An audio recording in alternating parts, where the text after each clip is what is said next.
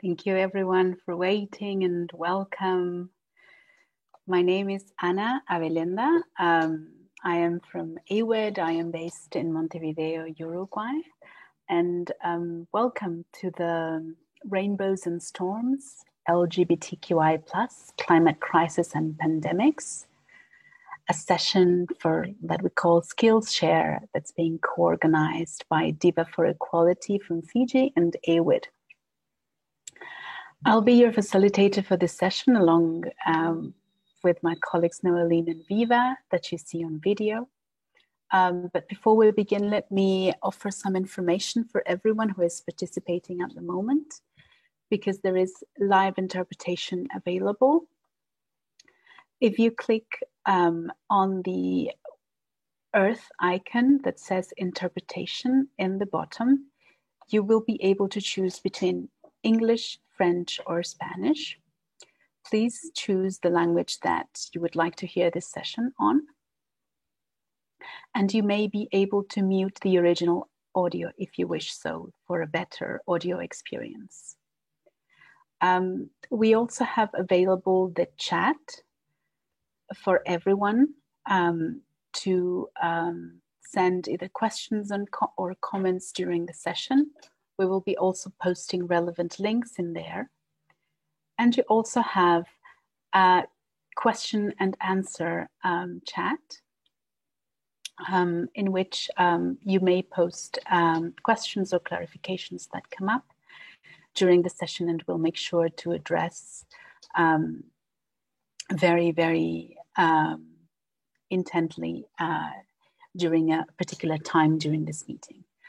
I also want to say thank you so much for being here. We know the time is actually very, very convenient for all the folks in the Pacific. It's the beginning of Thursday 29th, and late for those of us still living on Wednesday the 28th, and apologize if there was any confusion for the date in that sense. But I promise to give you a really fun session, and stay tuned also for the end. We'll have live singing from Fiji. So first, this session, Rainbows and Storms, LGBTQI+,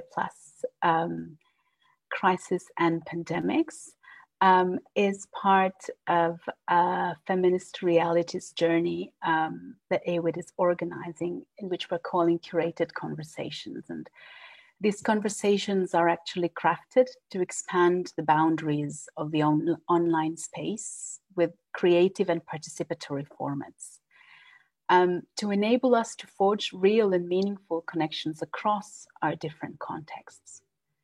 These conversations are a stop on our feminist realities journey, as is the AWID Forum.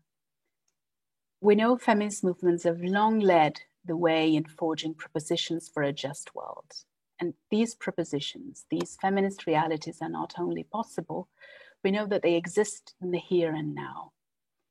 We understand feminist realities both as current, existing practices that people and groups are forging, as well as the ideas and the ways of thinking and doing, the proposals that become practice that are in the works. These feminist realities go beyond resisting oppressive systems to show us what a world of justice, liberation, and solidarity looks and feels like.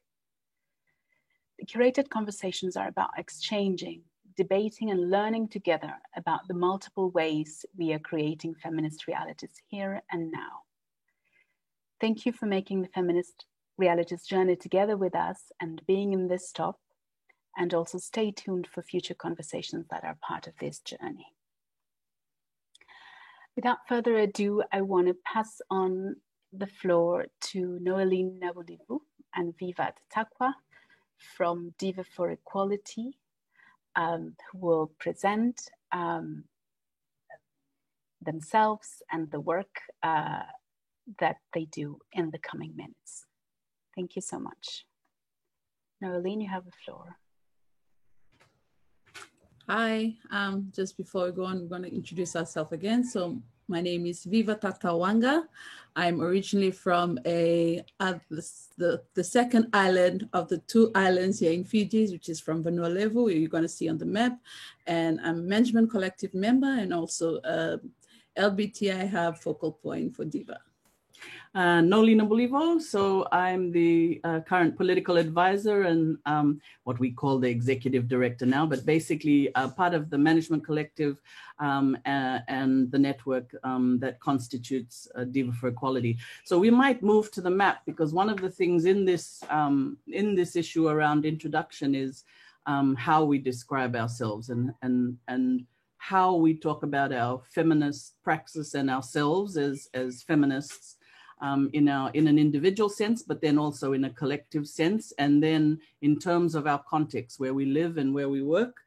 And, you know, for a lot of us around the world, I think one of the things is Anna's just going to share the map. And I'll try and keep myself as slow as I can because I know the interpreters have to keep up. Anna, I can't see the map yet, but I'm wondering, can others see it or not? Give me a second because I'm That's all just right. having tech issues incredibly.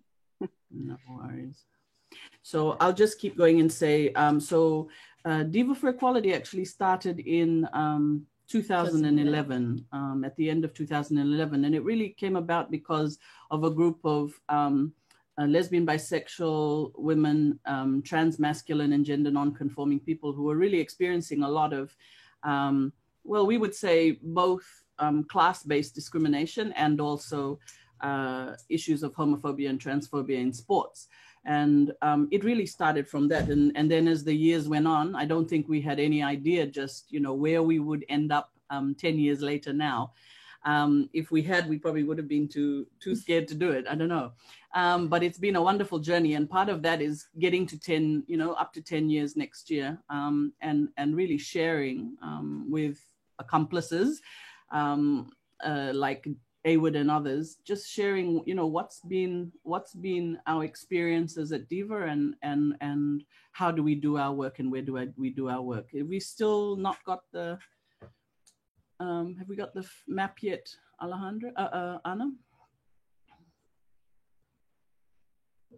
Oh, here we go. Lovely. Yeah, thank you. So one of the reasons why we wanted to share this, and it's really great that, you know, whether or not people are listening right now or later, it'll be shared on social media.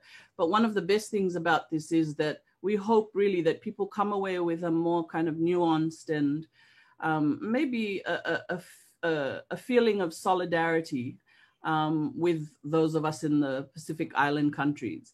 And so I just wanted to kind of, I think we've got 10 minutes, maybe a little less now to do that.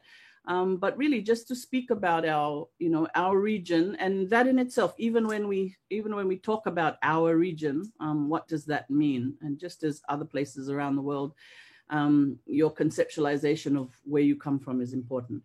So Diva for Equality has always been very clear that our area that we concentrate on is the Pacific small island states, but also unceded territories and colonized. We have some of the last remaining colonies in the world, formal colonies here in the Pacific. And so part of our work, whoever we are as feminists in the Pacific, is to be very clear that decolonization is a very big part of our work. Okay, so I'll just say a little bit about the Pacific. So we cover a quarter of the ocean around the world, and a lot of people don't know that. We have 22 island states and territories. And they range from kind of populations like Niue that have around, I think it's about 1,500, 600 people, through to 8 million in Papua New Guinea. But even, for instance, in Fiji, we have an estimated 300 dialects. And while some of those, as some of our language experts say, are in trouble right now, including ones like Rotuma and many other dialects here, we have an incredible level of complexity, both ecologically, but also economically and socially. And that has a real impact, but also it informs everything about the kind of feminism that we are able to move, the kind of praxis that we're able to move. So for instance, I just wanted to point out maybe 3 quick things, and then Viva will point out some as well. If you look above Australia, you'll see Papua New Guinea, and you'll see the lighter side on the left of your screen. And one of the things about that is that Papua, the people of West Papua are right now facing literally a genocide by Indonesia. And one of the terrible things about that history is that for 60 years, they've been struggling and fighting for liberation. And the multilateral positions around that have been quite extraordinary, I think, because of some of the early problems in the way that, colonial land distributions and things happen. So for instance, there is an act of free choice that was put through and recognized by the UN. And because of that terrible decision 60 years ago, it's made it even harder for the people of West Papua to be able to struggle and fight for their liberation. So we really call for solidarity, and for those, of us who are working maybe on this side of the Pacific, we are always acutely aware of both right to speak, that local organizers need to be able to do their work in West Papua, but that we have to be in solidarious action with them. And we expect it also much broader than the region. The second one I would say is that people maybe don't know about the Pacific, that we've had nuclear testing here. And so we are really kind of in a muted way, because it's not an end, it's a part in the process, but we're celebrating that the prohibition of nuclear weapons treaty has just been ratified by 50 countries. And so it comes into operation in 2021. And there are generations, including some of us in our own families, who are still dealing with generational, not just trauma, but also cancers and other things that we're dealing with from US and French and other nuclear presence in the Pacific. So the nuclear struggle is not an old struggle, it's right now. And it's a decolonization issue, because also France is still a colonial territory within our region. And the people of Kanaki have just had an independence referendum vote. And while it didn't come through, there is a process where the vote is getting closer and closer to independence and liberation for the people of Kanaki. So we're in solidarity with them as well. One of the things I'll pass over to Viva in a second, but to say, let's not, there's a perception that the Pacific, because of our name, that we're peaceful and that there's a sense of, and we have people who are resilient and strong, but there's an awful history there's as well in the Pacific of colonialism and slavery, of the Giramitcha process, of so many things that have been done to the people of the Pacific, and that have been done by the people of the Pacific in resistance. A lot of people don't know about the resistance movements, even here in Fiji, both by the Giramitcha and by Pacific Islanders who were brought here by blackbirders. And many people also maybe don't know that, the kind of tactics that were done by the British Empire, by the French, by both the Australian and New Zealand at the time colonial territories to keep people under control, have had lasting legacies on all of our countries, including us in Fiji. We've had 4 coups, and those coups don't come out of nowhere. They come because of a complexity and a set of horrific conditions that were created by those outside this country. So we are still dealing with all of those issues. I'll pass to Viva just for a quick talk about Australia, New Zealand, and others. Just adding on from Noelene, I think also to add that as a Pacific, one of the things that we would like to flag is we could have a very strong feminist and women's movement, but when we go into spaces like Asia Pacific, we are always considered the small p in the big AP. That is part of the work that we're also trying to do, is how to be more visible in those kind of spaces and to have real conversation around how do we really practice partnership, and how do we really, when we want to talk about collaboration, how does that really should look like practically. And also in the terms of Australia and New Zealand, most of the time we get looked under Australia and New Zealand because we are in the map, you can see it's very small, we almost can't see Fiji. But don't ever underestimate, like Noelene said, we have 300 dialects within our country. So in the whole Pacific, I can say that we are very fortunate that we have space that we can, as LBTI, as feminists, that we can move, but we also want to be real with the challenges that we're still going through. And part of the challenges is having all these things about always being extra careful if you want to be radical in a small island states. So I think that's something that we also want to share, to take in consideration when you want to talk about Pacific as a whole. Love it. Thank you. I think we've got an excerpt from, this was actually a video that we're happy that IWHC and others helped us to make. And it really helps us to explain in visual ways. Nothing's better than visuals, in just talking about some of the work around ecological justice. Because for us, if you take a feminist approach, it can't just be ecology by itself. So enjoy the 1 minute excerpt.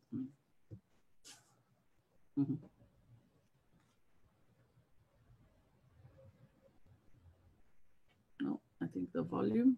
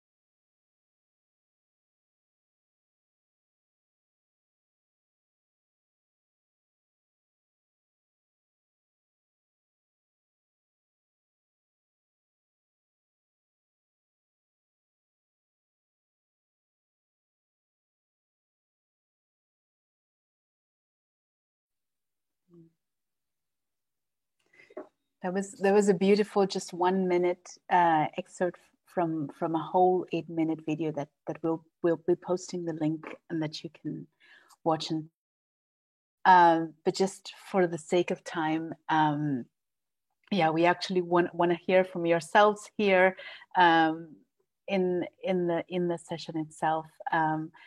I want to jump particularly to the Women Defending Commons experience that was mentioned in the video. If you want to speak a little bit about that, how did you come to that? Who is part of that network and why? Sure. Thank you. I'm not sure there was any sound on the excerpt, but that's fine. Later on, maybe that can be, yes. So I think people were just mentioning they couldn't hear anything. But then maybe we can play that 1 minute later if we have time. That's fine, Anna. Definitely. And yeah, so basically the first thing maybe to say is that when we started Diva, like we said, organically, we just listened to the constituents, and there's some tip sheets that you're going to have. I think Awood is sharing that. I'm not sure how, maybe in the chat or somewhere, or in the resource page. But one of the things that we have to say is that those tips really come from the Praxis. And if we go back to the beginnings of Diva, we really started on the work on climate change and disaster risk and and response, because when we were out in and talking to people in the hubs and talking to people, just women around Fiji, LGBTQI people, but also, you know, anyone that we were spending time in sessions with, we were finding that people really were feeling removed from the process of response to climate change. We were finding that that while we were being told that, you know, gender was important and that women should be working on it, while women were feeling some of the greatest loss and damage already, they were really not being included in the kind of fancy packages that we were seeing in development, you know, and it was kind of the beginnings of climate change and development.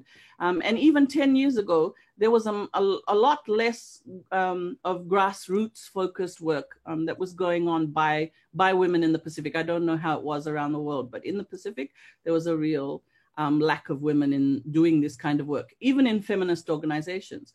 So we had the opportunity of, the SIDS conference was on in Samoa.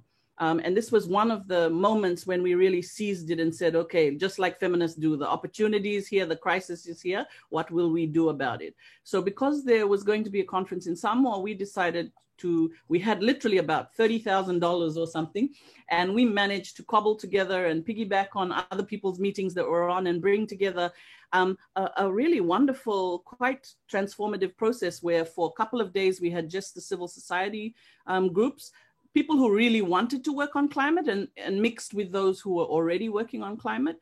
And then we also had, after the 2 days, then we brought in the women's machineries, and that had never been done before, where formally you had a set of work first by the civil society groups here, and then also the women's machinery representatives from government came in, gender departments. And then after they were in with us for a couple of days, then we also had a high-level political meeting. So we had input from a president, I think from one prime minister and 6 government ministers. And having that process where we really talked to all kinds of people, it became a catalytic moment for the region, for people who were interested in doing the work on gender and climate change, and really placing women in all our diversity in the center of that work, but also saying, we're not going to have the change we want if we don't have social, economic, and ecological frames for that work, if we don't do it from an interlinkage approach. And so we worked with Regions Refocus on that, and other allies like Dawn and Fiji Women's Rights Movement and many others, and really helped that catalytic meeting then to turn into a series of work that continues even today. So how has that helped? One of the ways it helps is that you have government ministers who will sorry, we're having a bit of trouble with our computer, so they're just fixing that now.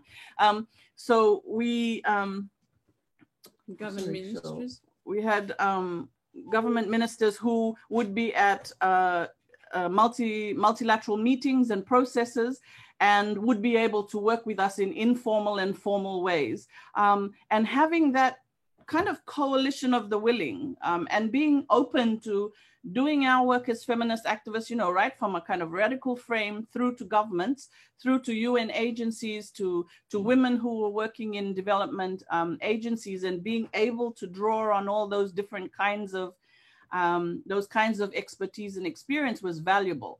But I'd say the last thing before I pass to Viva is this. Our work has always been very, very clear on our ethics and our values and our red lines. So no matter whether we're working with government or with UN or with civil society, there are particular feminist principles upon which we stand and where we will not go further than that.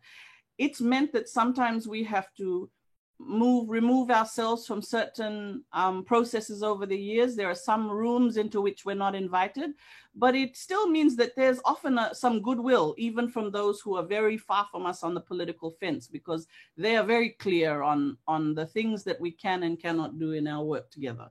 So I'll just pass to you. Yeah. Now today we have 40, we have members from the Women Defend the Commons and the 14 provincial in Fiji. And also we have 2,000 plus members, but 700 to 800 active members that are actually working with us continuously. Like we are in touch with them like every month during this COVID pandemic period, where we're really keeping each other updated about everything on information from the government side, information from our end to their end, and also them being very active in proposing ways that we can help them better during this pandemic period. And one of the highlights for us for this Women Defend the Commons was being able to take the Minister for Women out in Maritime area last year for her first ever visit, so she can be with this woman directly. 72 women from around Fiji coming together to Maritime Island, which we always say that it's hard as women's movement, as groups. We always think it's very hard to work with maritime women. But if an organization as Diva is able to get 72 women across to Kandavo, you can look up in the map and see where Kandavo is from the city. And if we can get 72 women across, I'm sure there's no reason why we shouldn't invest our resources to work with women that are always left out of this conversation when they are the first people to be expected to act or to come up with a plan to put their house back to normal after a hurricane or after a disaster. So being part of the Women Defend the Commons is not just about climate, it's all about all these issues that women face that they don't have spaces to go and talk or share their experiences on. So I think that's one of the flexibility or one of the uniqueness of this network of Women Defend the Commons. So one of the things is that what we're trying to do is propose that the Commons is at the heart of all work on gender, social, economic, and ecological justice, and particularly for climate change response. Because one of the things, is that we treat so much of our life, whatever it is, as economic, as commodities, as things that we can trade. And all of us know that our commons, our oceans, the land that we're on, our relationship to the waterways, our relationship to food sovereignty and to seeds and to food production, and to agroecology and medicine that comes to us from the natural world as well. All of these things are parts of the commons that we need to be able to keep in a healthy state in order for humans to be healthy. And it's such a no-brainer, but it also is the reason why we're in the state that we're in as humans. And we know this. We know that if we don't take sufficient notice of our social systems, of our economic systems, that we will be in the place where we are today, where we see 100 to 200 species that are extinct, and that's because of us humans. We know that we have to get off fossil fuels within, by 2025 is what the experts from the Harvard Climate Center and others are saying. Scientists are pleading with us to be able to do this work now, not to look at it as if it's something that, we do amongst all our other work. At Diva, really, one of the things that we're very clear about is we're doing this work because it's incredibly important to LGBTI women and LGBTQI people. We're doing it because it's incredibly important to old and young women, to women with disabilities, to sex workers, to those of us who are here in Suva in the capital, and to those who are in the most remote villages and settlements. And if we are not clear on how it is that the commons is being affected, on how it is that the environment is being polluted, if we're not changing the state to make sure that everything that we do, everything that we're working on, whether it's about housing, whether it's about medicine, education, health, sexual rights, sexual and reproductive health and rights, all of them have an ecological dimension. Because we are this human that is in this body that is experiencing all of these things in our lives. And I think that it's very easy for us to put everything into silos, to kind of say, okay, I am this kind of organization and I work on work, on the right to work.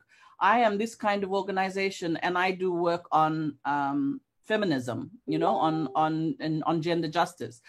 oh, we don't really do work on climate change. Well, you will and you must, because everything that we're doing is about the ecological health of the commons. And whether you are able to access all those other rights depends on whether we are still here as a species, and all of those other species and the biosphere that we're affecting, you know, right now, that we have already done so much damage to. 70% of our forests are gone. 90% of the large fish in the ocean are gone. That is one of the things that I like to tell people as an example, because, you know, it stops us from siloing even as feminists, is to say, do you understand that the OECD is telling us that they still see a 17% increase per year on the amount of fisheries, on a fish that they're taking out from the Pacific and are selling in distance water, via distance water fisheries in the rich countries of the world, many of whom on this call, you know, you come from there. It is a feminist issue. It is a food sovereignty issue. It is a climate change issue. It's an economic issue, because we will not be able to feed ourselves. But not just that, we are getting very, very unfair prices for the huge amounts of fish that are going out of our oceans from IUU fisheries. So one of the things that we have to really challenge ourselves to do now is to say, how are we articulating our feminist principles? If you're sitting in Australia and you don't think that the treaty on nuclear weapons is relevant to you, then it becomes really hard for us to say we are in solidarity. If we are in the Pacific, but we are not taking care of what's happening in places like Syria, in places like, like West Papua, then we really are not being in solidarity. And the creation of these feminist realities in our work here, in the way that we articulate it, is the way that we show true solidarity with each other as feminists. So for us, it's not a polemic. It's about the way that we put this into practice in our organization. From the very early days of Diva, we've been working really, really hard to talk about content, to make sure that the ideas and the action on the ground come from feminist ideas about equity and justice and fairness, not just in our own place, but economically and ecologically around the world. So maybe one of the ways that we do that is to talk about right to adequate housing and shelter. I don't know if Cardone's on the line now, Anna, but if she isn't, I think Viva will just start by letting you know about this program. Is that okay? Or shall we move to something else? Yes, that is fine. I was going to ask the follow-up question because from the many observations that you had, you also shared with us prior to this call a really excellent document in terms of 10 tips for feminist organizing that really speak to that collective building that is, you know, so unique to the Pacific, but at the same time so global and important for the feminist movement at large. So we will be sharing this in the chat box here. But I was wondering, since we already have a few slides on that, if you want to speak around some of those 10 tips that we found were really great in terms of organizing priorities and sure. Yeah. So have we got a slide, or shall we wait for slides, or shall we just go for it? Yeah, they're coming. Okay, lovely, thank you. So these kinds of tips on organizing, like one of the lovely things about this, you know, this solidarity work with AWID is it pushes us also to put some of our things down in ways maybe that we would have got to, but it might have taken us a little bit more time, and certainly probably it doesn't look as fancy. So thank you, AWID, for this. We have this on a PDF, and for anyone who's interested, we'd love to have some feedback. Obviously, it's a living document. One of the first things that we wanted to say, and this really actually came from Viva, that's why I love this first one, and being here sharing this, is you are enough is really the core statement, the core idea in this, is that, you know, be clear why you're doing activism when you start. When we started in 2011, we didn't know where we would get to, but we knew that we needed to start, that there was not an LBT-led group in Fiji. And we didn't really worry too much about, oh, this is how we're going to do it, and we're going to have this kind of programming. And because most of the young women, particularly who were in the program, lots of them hadn't finished high school, and they really weren't. Also, you know, we would have been bored out of our minds. So what we did was we just started from building constituency. We did it inside our own, you know, we really started from Shirley and my home, and we just had endless consciousness raising circles. We built constituency over that time, some knowledge and skill sharing systems. Our free schools are well known in Fiji now, and we really go back to, you know, they didn't start with us. They come from the feminist movement. We always honor the tools and the methodologies that we get from the feminist movement over the decades, because they are the things that allow us to bring programs to life. If we work like that, if we go from what we hear and we analyze together, and then the programming becomes very, very useful and effective, we think. Yeah. You want to go for number 2? Yes. Building politics of engagement. I think for number 2 is actually we need to be also very clear on our politics. Most of the time you're very clear with saying I work from a feminist politics, but the practicality of that is also sometimes is not clear. So for Diva, it's very important. I think for the first 3 or 4 years, what we worked on was really for management collectives to really work on understanding feminist politics, making sure that we have a set of principles to guide us if we really want to talk about feminist politics. And, you know, and trying to then embed that. That's a whole set of work in itself, right?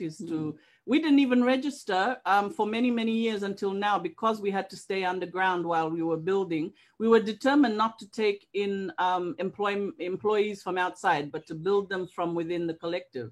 And largely we've remained true to that over the years. The next slide.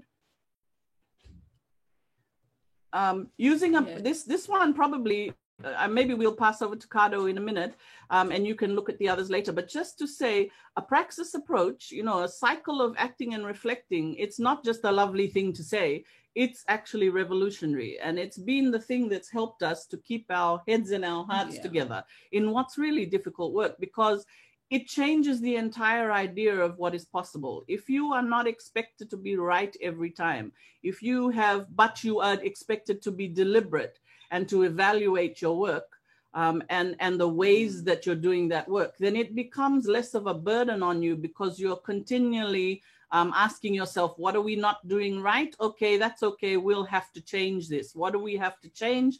Okay, this is what we have to change. Oh, it's about what's going wrong in the process. No, our content is still really poor. This is what we have to concentrate on. We're not really moving in this way, in the way we should. Okay, let's try that. So, and the last thing I'd say before maybe we go to Cardone is, we couldn't do this without, sorry, we have some sound in the background. We couldn't do this without feminist funding. And just as feminist funding and fundraising has been changing over the last few years, we've been part of that process. It really has been a negotiation and an articulation, and the work of AWID and others is very good. It has been useful for our work in this, is to push each other on how we fundraise and how we fund our work. And expecting, for instance, a concrete example is we need to have space to experiment. Sometimes you're doing this work and it needs 2 to 3 years to really kind of find its roots and work out what it's going to look like. It can look really, really different. Yeah, the work that we're doing now, our fourth work stream is very different. It's become around loss and damage and not just human rights responses, because of what's happening to us in the communities, because of that praxis approach that we use. So I'll pass now to you or to Cardone. Which one? Cardone. Cardone, you there? Cardone is coming to us from Verata in Nabulivou, and she can tell you what she's been doing there. Hi, Cardone.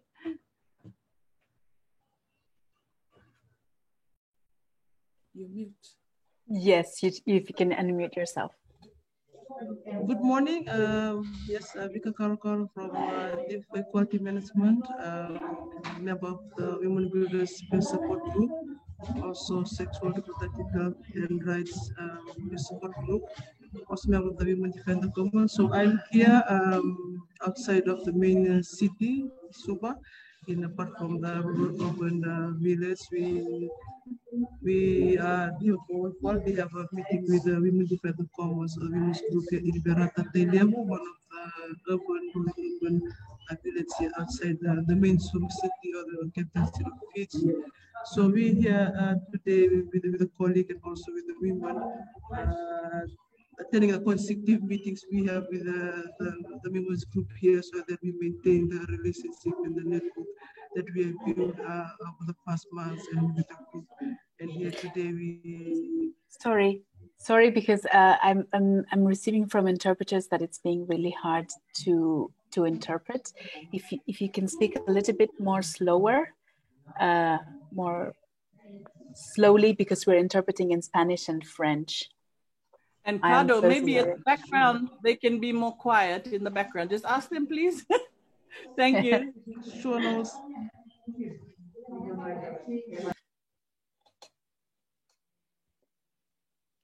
Thank you, everyone, for the patience. And yeah, sorry for a sec for the interpreters. Yeah. Thank you, Vika Kalkalo, and also majority and also the National Cardone. So I'm here today with the meeting that we planned with the Women Defender Commons group, one of the groups, women's group outside of the main city in Suba and Fiji. So we're here today with the Verata Women's Group. We have a consecutive meetings that we planned over the past month that we're going to maintain and sustain the group and for them to bloom. Also part of the meeting that we do is to the autonomous organizing, also the sustainability of the women's group here in the village. Outside Central. Also, I'm here today with a colleague, Praxis, and also the women have got into the meeting and they're doing group work.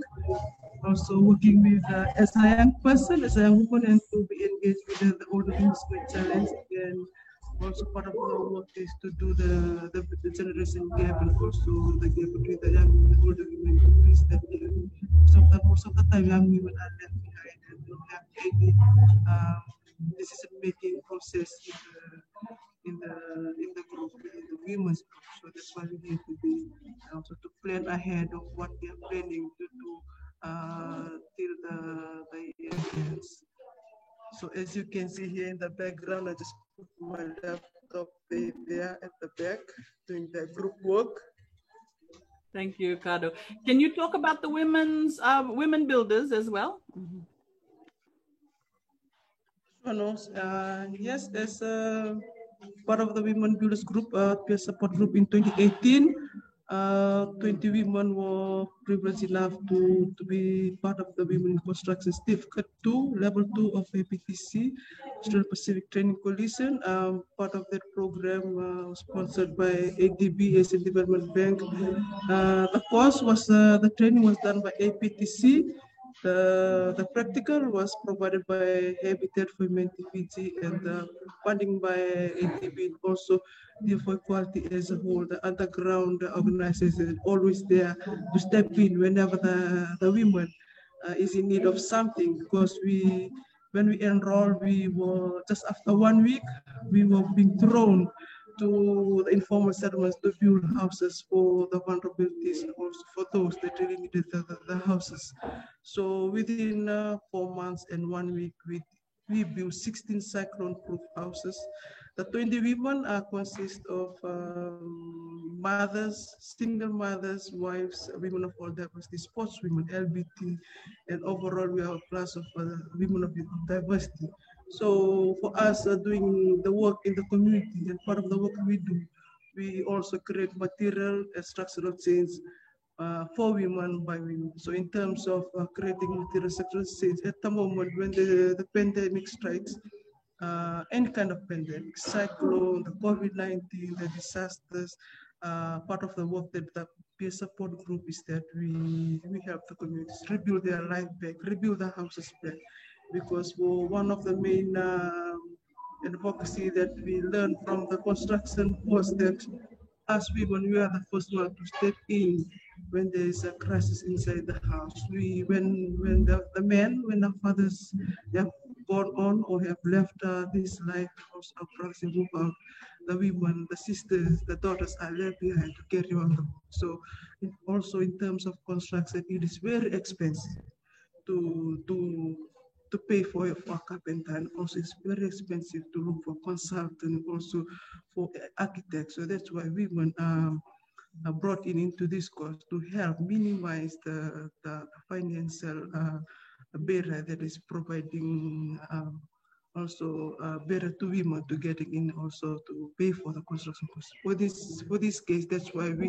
women advocate on women construction. When we went out in the community, there were barriers because women were wearing shorts and coming from a country that is being strongly supported by culture and faith.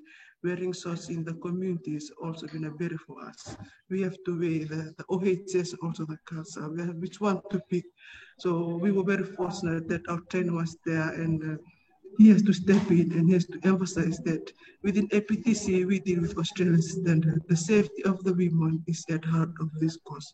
If the culture is to move forward for us, preventing the women from wearing shorts, then it is. We're not building the 4 houses in one settlement. So either you allow the women to wear the shorts, or you don't have the house at all, because the safety is at APTC, Australian standard. The women have to wear safety gears all the time. The PPE, personal protective shoes, wearing shorts and boots, that's one of the priority in doing construction. So while doing our work in the community, we tackle every culture, every barrier on our way. The mindset in the community, the women building in the community, the pace we do our work, the cleanliness, the specification of the work that we do, it all comes in. Because when we leave the community, we put behind a women's legacy or a women's knowledge that also emphasize young women to take on the course. So while we do the... Sorry, darling. Can we ask? So how are you organizing now? And one thing is the interpreters are just saying, can you put your microphone a little closer to your mouth? Sorry, it's annoying. Sure. But yeah. And the question I have is, like, please tell how you actually organize. Like, how do you gang meet? How do you make your decisions? What is it about? What is it about your organizing now that you would say is feminist? Like, what makes it feminist? Oh, okay. Yeah. Thank you. So the Women Builders Peer Support Group, we're very fortunate that Diva for Equality, the feminist organization, is also supporting us in our once in the meeting, every monthly meetings, providing a transport allowance for the women so that they can get back home safely when they finish the meeting. Also, with the help of the Diva Management Collective and the ED, we were fortunate to be able to also help our preschool sessions in terms of building our group in a feminist framework and also feminist background, so that once we go out into the community, we also have a feminist practice along the way. In terms of participating in the community work, we have four priorities or conditions set out for the women to take on the work in the community. We have to the availability, the need, the equity, and also the financial, the skills that you acquire. So these are the four main areas, four main Diva areas that the women has to look into before taking on to the work. Your availability to do the work, the need to do the work, the technical skills that you have, and also equity. These are four main Diva areas that we have to look into. Also, being part of doing the community work, Diva also provide allowance, volunteer allowance for the women, because they invest in their time and their energy and also their skills in rebuilding the lives of women, from assisting the community in building back their lives after the cyclone. rebuild their wash facilities. The main area is accessing water and bathroom and toilet in the night. Some of them have the bathroom and toilet outside, which is very risky. Some of them have the menstruation in the night and they have to go out. So we are renovating the community, also building back their lives. Even our own homes, we rebuild back our homes in terms of human safety, health hygiene, healthy living. Also in the meantime, reducing poverty at the same time when we work with the communities. So right now, 2020, apart from the 20 that were part of the course in 2018, 11 went back to APTC and increased the level of studies. And they're doing certificate 3 now as we speak. So 11, 6 of them are mothers. Some are wives, some are single mothers. So this time, like 2018, they were given the care support allowance for mothers to pay their babysitter so they can actually attend the course because of the barrier that they have to cater for the children first before going to school. So this year, Diva for Equality are stepping in to help support the women and providing care support allowance for them to finish their course. Because the care support allowance but the care support allowance that were provided in 2018 was not provided this year. So Diva Equality as a feminist organization, we are very fortunate to have a care support allowance for them to complete their course. Because there's a matter, your task or your problems or your burden are triple or double when you are attending a course. So you have to fetch the children first before attending the course. And for me, speaking on behalf of them, because most of them are my friends, and they say this every day because the husband, they just left for work and they have to prepare the kids, bath them, feed them, and leave them with their mask or the system station for them to reach school on time before the school starts. I'm going to ask, sorry, because there's a bit of a problem with the audio, but I do want people to get that, like the idea around the Queer Women's Builders Network that I understand has a very, in terms of learning, there are trainings going on for the network to grow, right? And I was going to ask Noelene if, like, what came first, you know? Was it Diva that thought around that this was an important issue? Did this already exist and you came in, you know, with a sort of look with a feminist perspective? And so, and if you can speak a little bit more about the origins and how did you do it actually? Okay, so I'll be quick, and thank you, Cardone. You've given kind of the detail of, you know, why we work and how we work, how we do. This goes back far beyond even any direct building, you know, focus on building. What it really is about is challenging the idea of what work is done, what work is for women, and what work women can do. And even further than that, it's about the spectrum of sexual orientation, gender identity and expression, and sex characteristics. So it's about saying non-binary people, trans men, trans masculine people, butch, brusto, whatever you want to call this part of our community, is always looking for ways that we can break out of, you know, in our country, we have often very restrictive social norms and gendered norms in the way we do work, just as there are in many parts of the world. And it's one of the direct challenges that we have to make. As you know, it's a material change through the work of the women and the people who are engaged, but it's also a systemic challenge. So it's about saying to people like, so how this work started was I was on a plane journey actually to a meeting on climate change, and the head of the Habitat Fiji was with me in the seat next to me. And I spent the 12 hours convincing him, because he'd been told by everyone that women in Fiji weren't interested in doing building courses, and that we shouldn't even bother with that. So I spent that whole time from Fiji to, I think it was Bangkok, which was a long period, convincing him that we would take him to the people who would be interested, to the women and people who would be interested. So out of that set of, you know, kind of advocacy work and activist work, Diva, that's been our role really, is to keep pushing the boundaries of what construction is prepared to do, what vocational centers are prepared to do. We now have women who are doing organic farming training.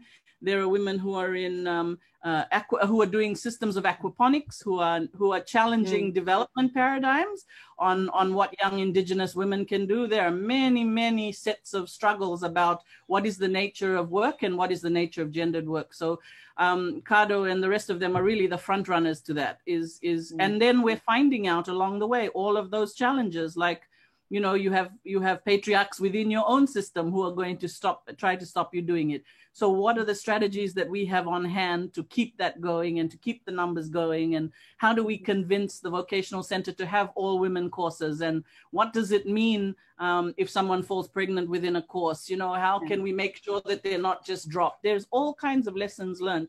And our biggest lesson, I think, is about how valuable this work is in terms of both material and structural work on social and economic justice, because, you know, they just spent their weekend 2 weeks, their week 2 weeks ago, I think it was, their holiday from their training, repairing a bathroom and toilet for an older woman in one of the informal settlements, you know, just out of their own time.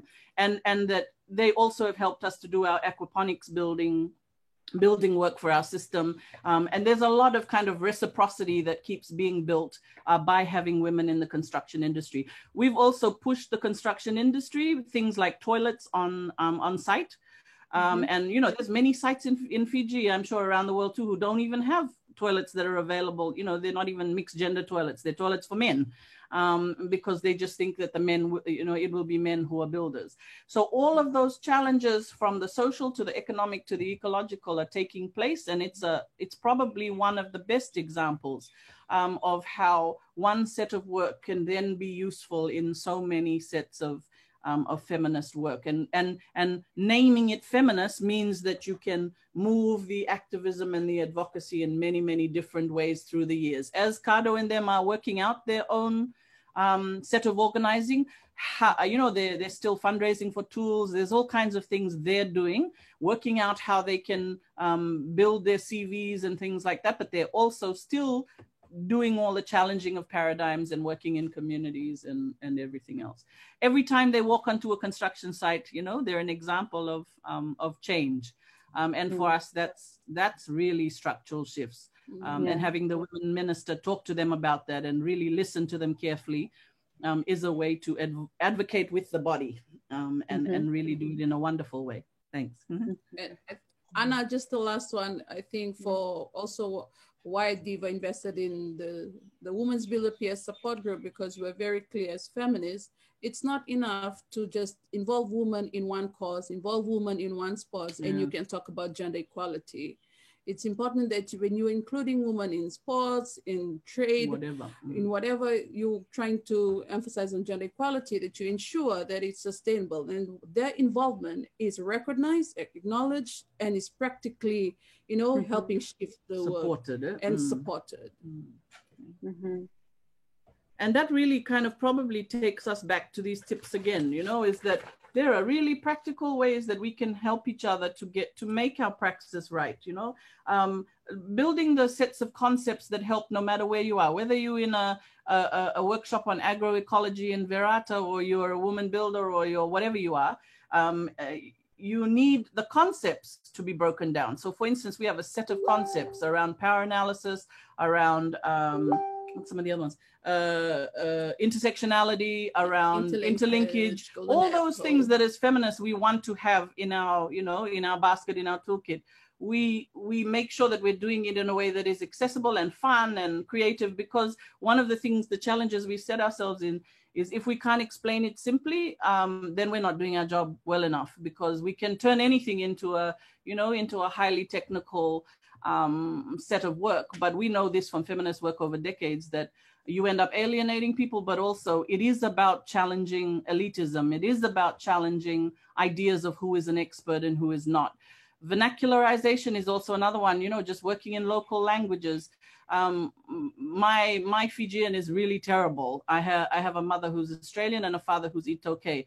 And so what, you know, we make a joke of it, we make fun of it, and we turn that into a learning moment within our, you know, within our workshops, and we work as a team in our workshops. And it's about even the dialects that we use. So if you look at Vinakava New, I don't know if we've got time, we probably haven't, it's 11:03, but if you just think about the idea of a coconut tree and you use that one concept, you can use it for many different kinds of ideas. There are ways that you can talk about ecological justice in there. There are ways that you can talk about work. There are ways that you can talk about different kinds of usage of materials. The tree is really, you know, a super tree, and there's many other super trees throughout the world, but for the coconut, you can use everything from every stage of the fruit and the nut through to the leaves, through to the trunk, the roots. They are so incredibly useful in many ways. And our feminist system has to be like that. It has to be able to be constructed in a way that allows us to work on all kinds of issues. That's our interlinkage approach, but also intersectionally, that everyone, it's not just about identities, it's about the power in those identities that we hold and how we negotiate with power. And the coconut tree, we just kind of keep that as one of our images. And if you, after this, we're going to do some singing, and the song that we've chosen, I was telling Anna, is not an overly political song, but what it's about is about solidarity between urban and rural people here in the Pacific. And that song is important because it's about saying, no matter what's happening in the world, no matter if it's a pandemic, the reason why we were able to respond so quickly and we were able to build those mutual aid support networks is because we are very, very clear on making sure that we're working from a local ecological frame. Yes, we have our approaches that we draw on and pull from throughout the global feminist movement, but we are very linked to our place and to the relationships that we have through our constituency. And so I think after this, Shirley's going to come into screen, and then we're going to do a song. Is that right, Anna, or we got something else before? No, sounds good. I mean, I was actually going to remind people if they want to put questions and comments in the chat to please do. Yes. We actually have a follow-up question for you, Noelene, that actually came in the beginning when you were explaining a little bit of the colonial and decolonial aspects of the Pacific. And we have a question from Camille asking, how can we learn more about the history of the Pacific and colonialism? Do you have any recommendations of books, and especially novels, written by women from the Pacific who touched about this issue or that particularly touched you? Yes, and there are many here who can contribute to that as well. And what I'll do is I'll pass them on to Awood, and we'll put them on the resource link, because there's a few of them but my brain is very full. So I'll get those to you. And yes, thank you for that. It would be wonderful. There's one particular book that really deconstructs the way that Fijians ourselves look at our history, at our colonial history. We all know a lot of what we've been fed is almost completely untrue. And so part of our subaltern work is to really deconstruct the way we think of ourselves as Pacific people and re-articulate that in new and empowering and feminist and just ways. So we'll get those materials to you. Thank you. Thanks, that's awesome. And I also have a follow-up question because I mean, other than how do you do it, I feel that it's often helpful for feminist organizations that are not necessarily global, but that go through sort of daily challenges. And even before we came into the session, you were saying, we were just pulled by the local government to deliver just in 1 second something else. And I was going to ask if you have like any particular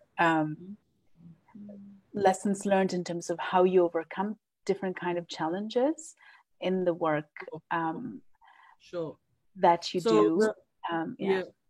The first thing, and Viva will answer as well. The first is we have a very specific set of principles and values that we work to. That's the first thing. The second thing is we have endless circles and meetings, and we try and keep them as fun and informal as we can.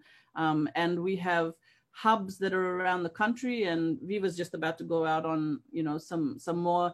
So we keep in touch with each other in formal and informal ways, and that keeps us buzzing and happy. You know, I was overwhelmed this morning, and then I get this photo in the messenger page of, we just had a water tank that we've bought for a remote village on one of the farthest islands on Gamea. And we had this wonderful video and boat of, it's a photo of a longboat, and one of our constituency members who's there with her hard hat, she's a boat captain, merrily taking the water tank over to the island. And it really just gave us a boost. So also they are always in touch with those of us who are here in the capital. So we keep each other happy and engaged. And the second thing is being very, very structured just in the form of our programs now. So having 5 programs, even though, and they're all cross-linked. So even though you might have a focus in work stream 2 on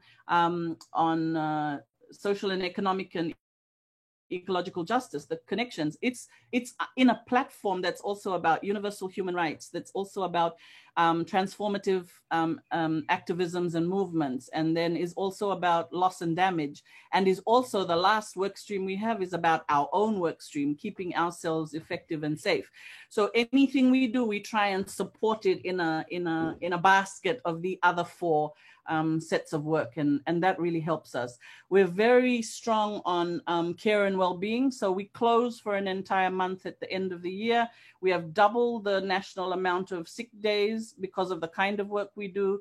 We take every Friday, last Friday of the month off. We have 3 p.m. finishes every Friday. We have, like, we really try and take care of ourselves, and where we can't, we kind of pull each other, you know, up when you know there's a little bit too much heavy work. There's still too much heavy work. I always say to people, one arm is not going to save the world. You know, we've got to have the systems change. That's how we have care and well-being, is if the systems change for us. So part of our love and enjoyment comes from when we see things change in the world around us. What about you? How do you feel? I think I agree with all that Noelene have mentioned, and also, you know, the Praxis approach for us, it's not just about how we approach it with our partners or our constituency. We practice it within our management collective, because it allows us, like Noelene mentioned, it allows you to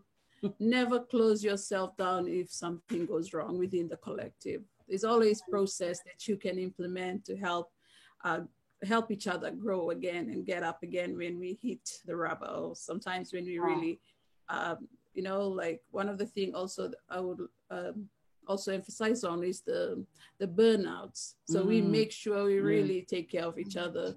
And this thing of one of the concepts that we use a lot, the intersectionality, making sure that when we're talking about intersectionality, we're also practicing it within. We're being very clear on the different heads, different power, and how we negotiate that openly. And what Noelene said, almost everything we always do, we try to keep it as formal as we can, but we always make sure to have a little bit of fun splash onto it, so people can really still, because the work surely is tough. And to be working in a region where you have 8 countries still decriminalize homosexuality, you could really tell that it can be overwhelming at times. Definitely. Thank you so much for bringing that. I can imagine many participants, you know, nodding with their heads, because it's one thing to have a theory around well-being, and quite another to be able to practice that, to practice organizationally and not just as an individual effort. So that's really important. We have a couple, two more questions. One from Ruth that is asking, what is something decision makers need to know about feminism and climate change? How can we help them understand that this is an overlooked or barely looked at all issue? Yes. You want me to start? Yeah. So I'd just say one of the first things that I would encourage, and that we encourage decision makers to understand, is that women are already working in every area of climate change work, of climate justice work. So, you know, we're working on mitigation, so bringing down the, you know, and ensuring that we cap emissions. We're working on the just transition, and feminists have been the one who've added in you know, the urgent work. You can't just talk about just transitions, but how fast does that mean? Feminists have been in there saying, okay, how do you have energy democracy? It's all very well to have new kinds of technology, but there's a difference between transferring technology, say from a richer country to a poorer country. Oh, this is a good climate technology, yes, but what is some of the development of technology that needs to occur at local levels throughout the world?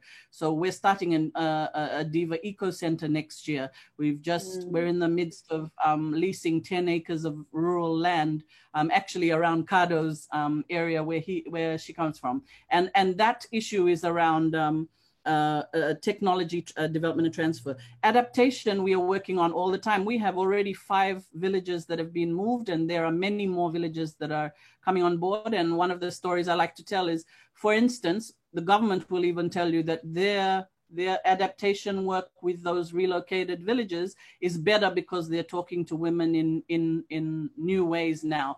They constructed some new homes in villages and didn't even put in toilets and bathrooms, which we find incredible, because it was going to be done later. No one knows how that was going to be done. But so that's an example of when women are there in the room, there will be things that are raised. Climate finance, there are women who are working on climate finance right now and making sure that the money is getting to those who are doing the work. We are seeing a lot of the IFIs, the international financial institutions, and the development banks, who are just, you know, they become the new green. They really are the old gray and the old brown, but they're just coming forward for the financing. And we're making sure, no, it has to go beyond that, to the women's groups, to the women's movements, to the AWIDs of the world, to everybody who's doing the work to really do transformative work on gender and climate change.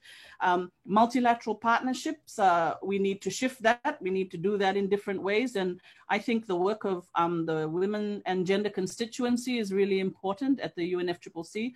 Everyone from We Do right through to grassroots groups around the world are working together and really trying to say we listen to each other more carefully. I think that what's been happening in the world, talking about structural racism, has also helped us to look at this ongoing North and South divide often in terms of power, and to start to, you know, to move that work again. I think we got a little bit too kumbaya for a while, and we were, you know, necessarily trying to all work together. But there is a difference between that and really being able to share our differences and to say, actually, your power is not the same as mine. Your history is not the same as mine. You have different her stories. So when we do the work on climate change and ecological justice, we try to bring that into it as well, that the North-South and shifting poles of accumulation, as Dawn likes to say, are still very much with us, and that we need to take account of that. And the last one I would say is that we really, feminists, I think, and others have really done the work both of intersectionality, of the powers both in individuals and collectives and institutions and movements, but also that movements matter, that the change that comes on gender and climate change and feminist approaches, if we're going to have a future tomorrow, and don't have, you know, so many of our species declining and so much system breakdown around the world. We're seeing no more summer ice in the Arctic. We're seeing a slowdown of jet streams. We're seeing, you know, there's so many things that are going on. It's not just about climate change. I guess that's what I'd finish with, is it's not, climate change is a symptom of everything that has been going wrong with neoliberal capitalism over decades, and with imperialism and with colonialism over centuries and millennia. And until we ensure that the way we speak about climate change now is about that, what's come before as well as now, then we're not really going to have enough of a change. It's civilizational change that we're talking about. And that's work for everyone. And I think that's why sessions like this are really important, is we get to speak for ourselves, but we get to do it in feminist ways with other feminists. You? Okay. For you? Yeah, I think for me it would be what Noelene has mentioned earlier, but regardless of the work that you do, you just need to be thinking about, what if the work that you're doing is successing, but you don't have an environment that you can survive in? And therefore, that also goes for decision makers. As much as we're talking about development and you're talking about making sure that your economy is rising and is sustainable, bring it also up the conversation into the environment, the sustainability of the environment that we're living in. And Cardone, anything, or are you ready just to sing? I think Cardo's gone to get ready to sing. Yes, I think so. I'm so sorry for that. We have a couple more questions that maybe can be answered in, I don't know, 1 or 2, 3 key phrases. One, maybe this is something that speaks around network connection. In the chat, there's a participant saying, how can I help this movement grow in India? So if you have any of your particular networks working in India or something that perhaps there's a chance there to make a very practical connection. And the other question that I think was really good is, what is something concrete that you recently learned by practicing intersectional feminism in your activism and that you would have not otherwise come to know? Wow. And last one, asking for a very concrete example. Yes, maybe. Yeah, and last one is, could you please share examples, or at least 1 or 2, of processes, tools, etc., that help you to use the Praxis approach you mentioned as one of the 10 tips? Yeah. Okay, so what was the first one? Was around, oh yes, movements. So we work with, everything we do is done from a networked and a movement-based approach. So at the local and the national, we have sets of organizing groups. At the national, at the regional, we work at the Pacific level with the Pacific Feminist Forum. And then at the Asia Pacific level, there are things that we do in terms of multilateral spaces. So we don't work as much in the Asia Pacific space, and I'm being specific so that you kind of know our organizing form. So I would say our best way to connect with you if you're in another region is, we are already part of the Women's Major Group.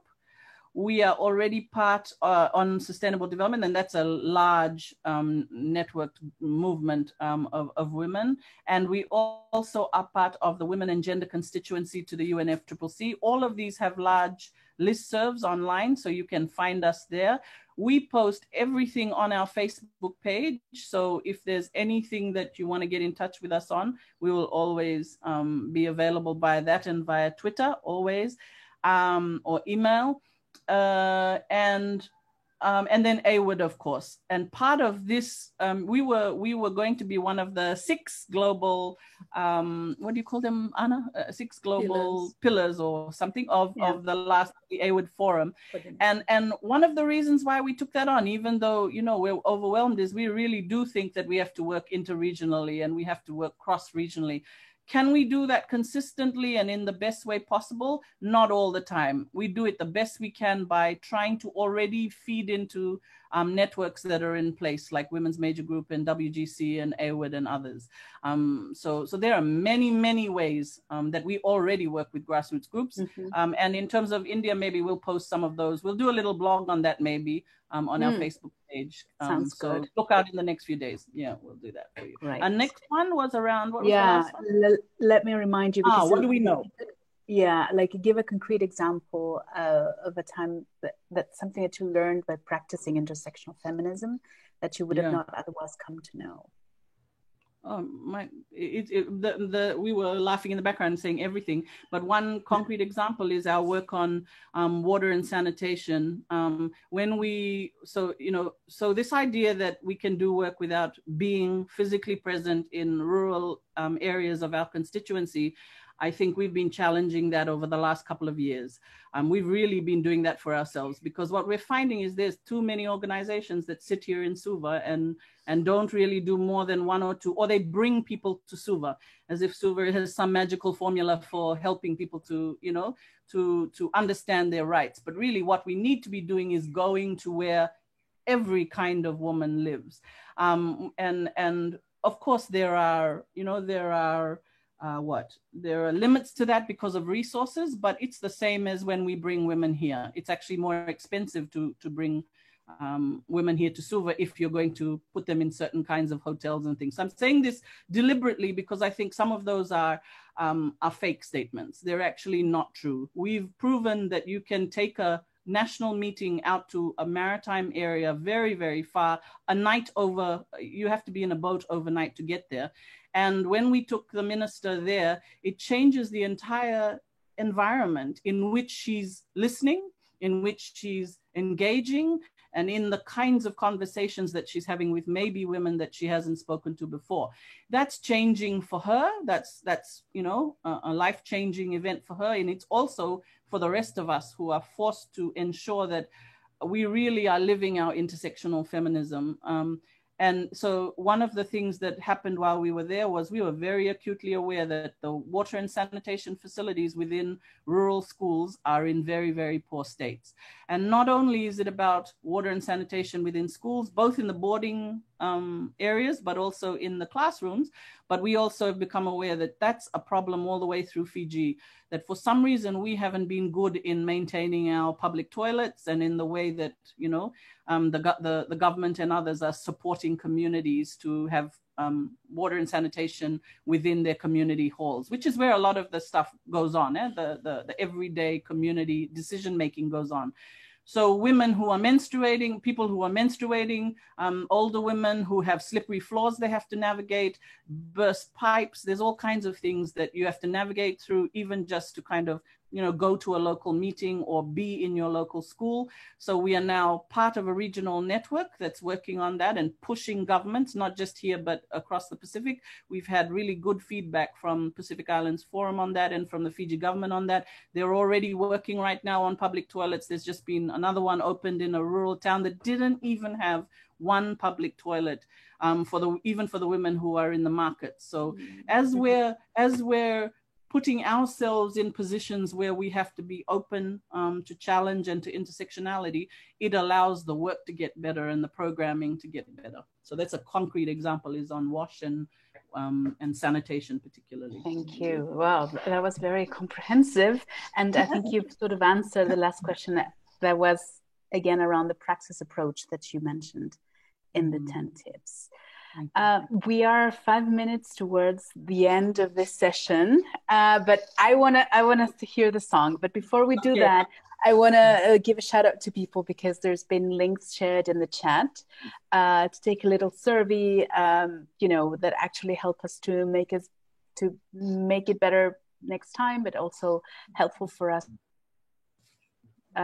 Needs and things that could be improved and how you felt and so on. So please take the moment while you listen to the song to answer the survey, and stay tuned for more from Diva and from AWID in this feminist realities journey. There's lots of conversations coming up, either if you're a member or public conversations as well. So yeah, we're really happy to listen to the song. Thank you so much, everyone, for joining.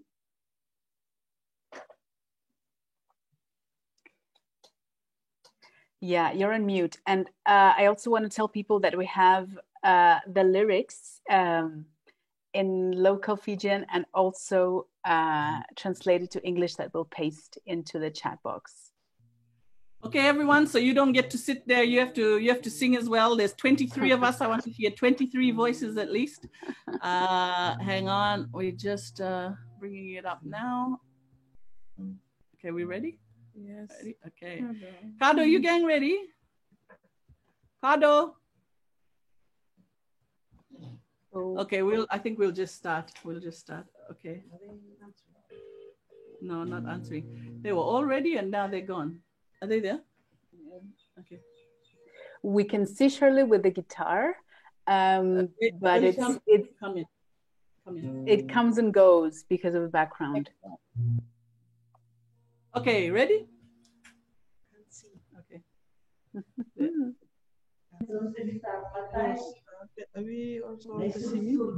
Oh yeah. Okay, you want to start us off, Cardone, and we'll join in. Okay. Will accept me money? Okay, go.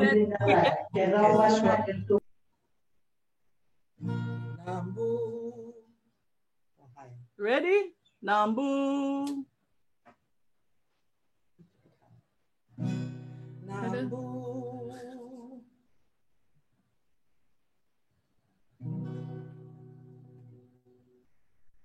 They ready? Ready?